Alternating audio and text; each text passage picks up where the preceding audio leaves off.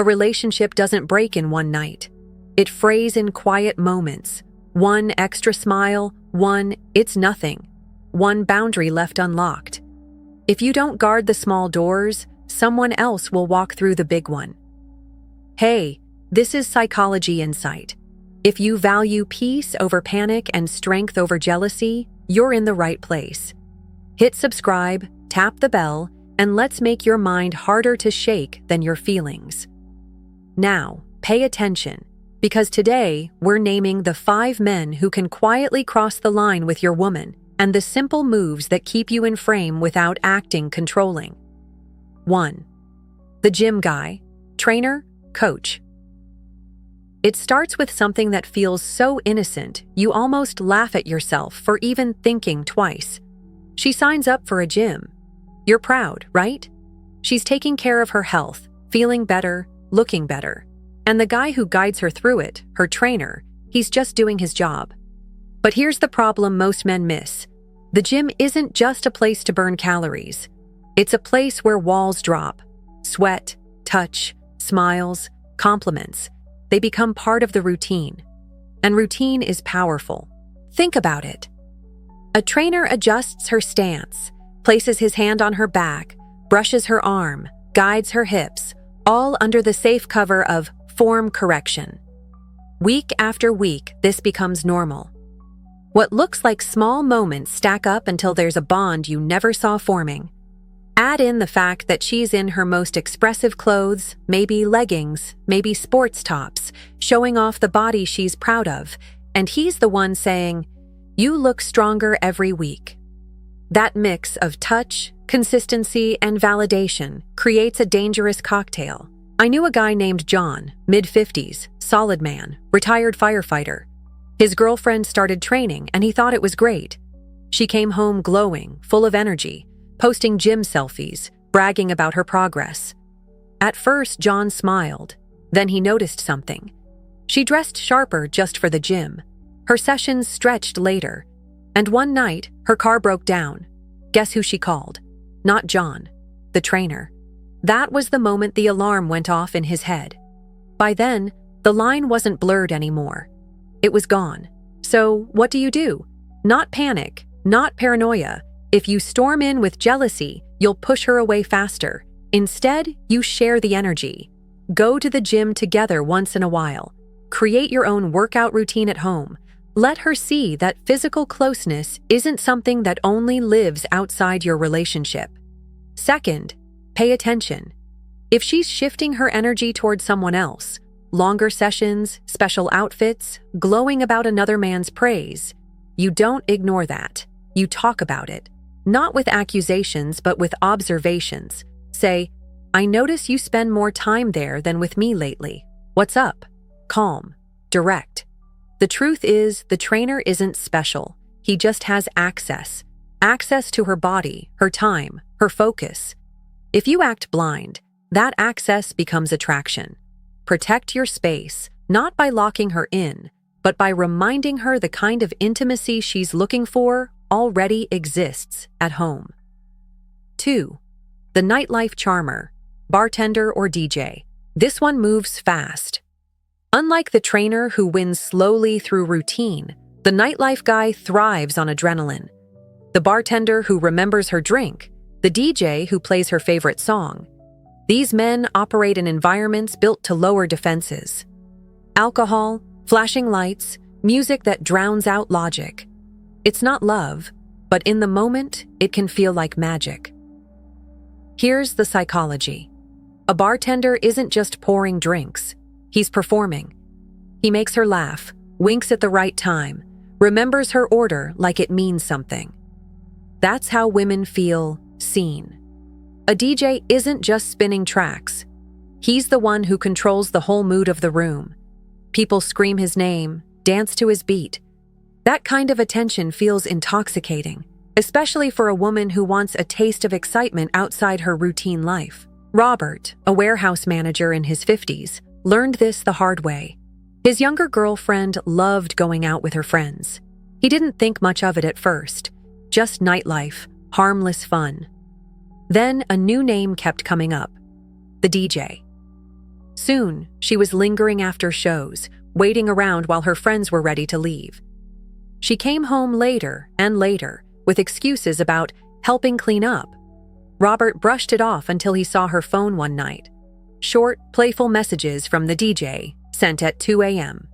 Not explicit, but intimate enough to make his stomach drop. So what's the move? First, don't ban her from nightlife. That only makes you look insecure and controlling. Instead, know the scene she's in. Ask questions. Show up once in a while. Meet the people. Your presence shrinks fantasy. Second, set boundaries. What's respect in your relationship? Is hanging out with a DJ until sunrise acceptable? Is texting back and forth at night just fun? Be clear. If you don't draw the line, she'll cross it without even noticing. Third, build alternatives. Create excitement at home. Trips, dinners, experiences that remind her fun doesn't only exist under strobe lights. The bartender or DJ isn't dangerous because they're better men. They're dangerous because they step into the exact space where you're absent. Fill that gap, and they fade back into irrelevance. 3. The power boss, wealthy businessman or executive. Now here's a different flavor of danger. This man doesn't need sweat or flashing lights. He has something even stronger: status. The wealthy boss, the corporate executive, the man who walks into a room and instantly commands attention. For a younger woman, being in his orbit feels like stepping into another world. Fine dinners, expensive gifts, big opportunities. It doesn't feel like betrayal. It feels like upgrading. That's why it's tricky. David, who ran a small auto shop, thought his girlfriend's corporate job was demanding but harmless. She worked under a CEO, long hours, high stress. Normal stuff. Then David noticed the subtle shifts. She came home with pricey gifts she brushed off as tokens from work. Her wardrobe got sharper, almost glamorous. And the way she spoke about her boss, defending him, admiring him, repeating his advice, it sounded less like respect and more like devotion. The breaking point came when she skipped their anniversary dinner for a work event. That was when David realized her loyalty was slowly shifting. The pull here isn't about looks, it's about power. Women are drawn to security and opportunity, even subconsciously. That's human nature. The danger comes when those things blur into personal affection. How do you counter it? First, transparency. If her boss is giving personal gifts or inviting her to private dinners, that's not just business. Address it calmly. Ask, "Why does your boss need to buy you jewelry? That doesn't sound like work to me." Second, watch for changes. A sudden jump in grooming, enthusiasm about work trips, or defending him too much. These aren't coincidences. Third, set boundaries. Professional events are one thing.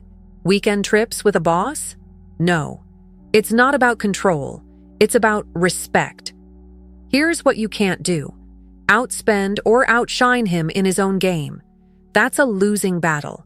Instead, double down on what money can't buy: loyalty, depth, trust. A boss can provide perks, but only you can provide the bond she actually lives in. Don't compete with his world. Make your own world stronger. 4. The male bestie, the emotional supporter.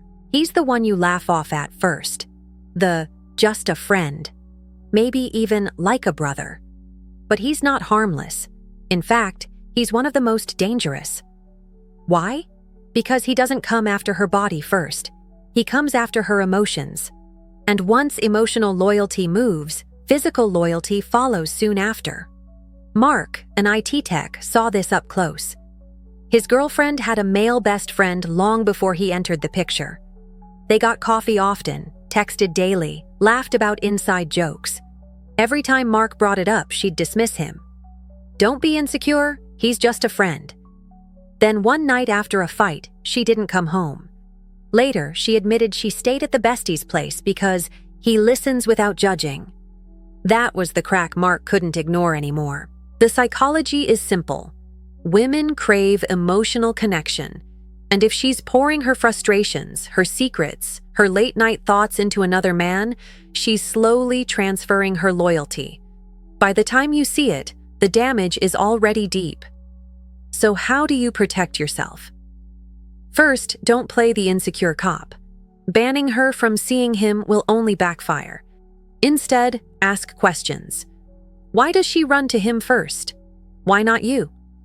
If she gets vague or defensive, that's your answer right there. Second, set clarity. Say it calmly. It doesn't feel like partnership if you trust him with your problems more than me. That's not an accusation, it's a boundary. Third, check transparency. If she's hiding texts, deleting calls, making excuses, she knows it's not harmless. The truth? You can't out-chat the bestie. You don't need to. Your job isn't to be her therapist. Your job is to re-establish yourself as her emotional anchor. That means creating space where she feels safe being raw with you, not outsourcing it to him. The male best friend is often just a man waiting his turn. Don't ignore that. 5. The male therapist, counselor or listener. This one cuts deep because society tells you to trust it. Therapy is help. But behind the framed degrees and soft office lighting lies a hidden danger. Intimacy. Real intimacy. Weekly sessions where she spills her secrets, her fears, her tears. And slowly, the man across from her becomes the one who understands her best. Michael, a construction engineer, supported his girlfriend's therapy at first. He wanted her to feel better. But soon she began quoting her therapist constantly, repeating his advice like it was gospel. When she had a rough day, she didn't come to Michael. She rushed to book a session. One night she admitted she felt closer to her therapist than anyone else. That's when Michael realized he wasn't just competing with another man. He was competing with the idea of being understood. Here's the truth. Not every therapist crosses the line. Many stay professional. But the bond itself is risky. If she feels safer with him than with you, loyalty has already shifted. So what do? First, encourage therapy, but suggest couple sessions. That way, the intimacy is shared, not siphoned away. Second, watch for comparisons. If she starts saying things like, "He understands me better than you," that's a flag you can't ignore. Third, confront the drift. Ask, "Do you feel like you can only open up in therapy?" If she says yes, then you know what needs fixing. It's the way you connect at home. At the end of the day, it's not about the therapist's intentions. It's about her energy. If the most vulnerable parts of her life belong to another man, even a professional, then you're no longer the center of her bond. By now, you've seen the pattern. It's never just about muscles, money, or nightlife. It's about access. Access to her body, her time, her emotions. The trainer has physical access. The DJ has fun access. The boss has status access. The bestie has emotional access. The therapist has private access. Different men, different roles, but they all use the same opening, the gaps you leave unattended. And here's the cold truth. Women rarely fall overnight. It happens piece by piece. A compliment here, a secret shared there, a small boundary ignored. By the time you notice, it's not that another man is better. It's that he filled a role you stopped playing. That's why men lose. Not because they weren't strong enough, but because they weren't present enough. Let me give you a real picture. George, mid-50s, worked insurance, steady man. His younger girlfriend started getting close to a male coworker. Lunches, late texts, inside jokes. George felt jealousy burning in his gut, but instead of exploding, he did something different. He sat her down, laid out what he noticed, and asked a direct question. Are we losing our spark? Then he put his focus where it mattered, not chasing the coworker, but rebuilding himself and the bond they had.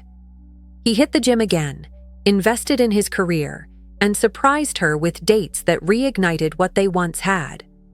The coworker faded because George reclaimed the space that belonged to him. That's the lesson most men miss. You don't protect a relationship by trying to control her or stalk her. Control looks weak. Jealousy looks weaker. What works is strength with calm. Watch patterns, but don't panic. Talk openly, but don't nag. Lead with action, not accusations. Here's what that looks like in practice. First, communicate clean. No shouting, no whining. Just say what you see. If she values you, she'll respond. If she gets defensive, that tells you the truth faster than any detective work. Second, observe without paranoia.